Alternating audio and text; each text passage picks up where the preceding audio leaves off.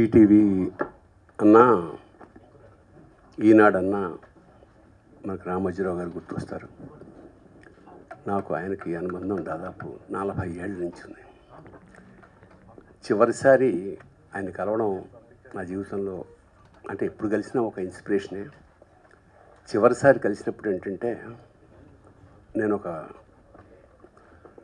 Journalist వేషం వేసుకున్నాను.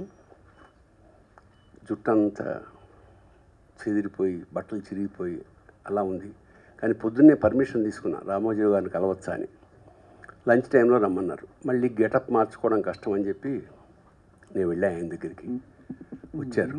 అలాగని ఏమనుకోకండి సార్, ఇది ఒక ఫ్రస్ట్రేటెడ్ జర్నలిస్ట్ గెటప్ అన్న. ఆయన జర్నలిస్ట్ అందరూ ఫ్రస్ట్రేషన్లోనే ఉంటున్నారులేండి అన్నాడు. సమయస్ఫూర్తి. తర్వాత సార్ మీకు ఈ పిల్లి గడ్డం లాగా పెట్టారు, బాగుంది సార్ అన్న. గడ్డంది ఏముందండి, నేను బాగాలేనన్నాడు ఆయన. చిక్కుమంది నాకు. తర్వాత చెప్పారు ఆయనకు హెల్త్ ఏం బాగుండట్లేదు ఆయన. సరే వెళ్ళిపోతున్నప్పుడు లిఫ్ట్ దాకా వద్దు సార్ మీరు కూర్చొని అంటే, లేదు అది ఆయన సాంప్రదాయం. లిఫ్ట్కి ఎక్కాక సార్ మీరు అంత మాట అనకూడదు సార్, మా ఆయుష్ పోసుకుని మీరు ఉండాలి, మీలాంటి వాళ్ళు అవసరం, దేశానికి అవసరం అని. ఏం మాట్లాడుతున్నారు భరణి గారు, నేను అన్ని కార్యక్రమాలకి అరేంజ్ చేసేసుకున్నాను. నాకు ఆ లిఫ్ట్ దిగిపోతుంది. నాకు అంత అంటే చిరస్మరణీయుడు గాడు. ఎంత గొప్ప మనిషి అంటే అలాంటి. ఆ తర్వాత ఆయన ఆశయం ఎంత గొప్పదంటే,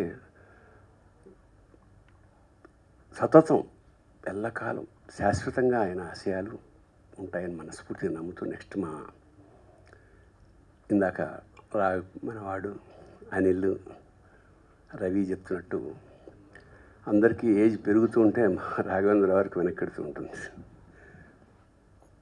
ఆయనతో పరిచయం నిజంగా నా సౌభాగ్యం.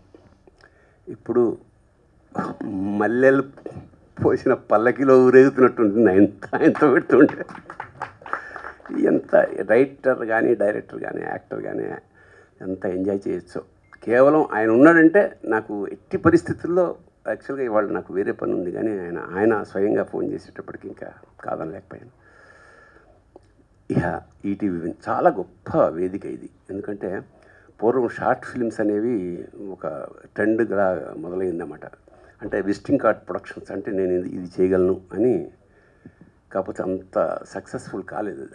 లక్షలాది మంది షార్ట్ ఫిల్మ్స్ చేస్తున్నారు.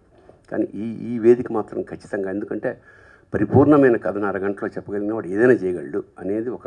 తర్వాత మన వాళ్ళు చెప్పినట్టు యాడ్స్, సాంగ్స్, ఫైట్స్ ఇలాంటివే కదా. అంచేత గొప్ప గొప్ప కథల్నికి పరమాద్భుతమైన వేదిక ఇది. సో భవిష్యత్తులో మనం ఇంకా చాలామంది దర్శకుల్ని ఎక్స్పెక్ట్ చేయొచ్చు ఈ వేదిక మించి. అలాగే నటులు సతీష్ వేగ్ చేసిన కథ చెప్పిన ఉత్తరక్షణమే నేను ఎస్ అన్నాను. చాలా బాగా చేశాడు. చాలా తక్కువ టైంలో చకచక చేసేసాడు. ఖచ్చితంగా ఈటీవీ విన్లో కథలు మనం దాచుకోదగ్గవి, హృదయంలో దాచుకోదగ్గవి. అలాగే ఎంతమంది గురించి చెప్పిన చిన్న ఆవకాయ ముక్కలాంటి మా సొమ్ము గురించి ఏ సభని ఎలా అని ఇందాక కూర్చుని ఇప్పుడు బట్టి పడుతుందా, చూసి చదువుతుందా, లేదా అసలు జన్మే అలాంటిదా.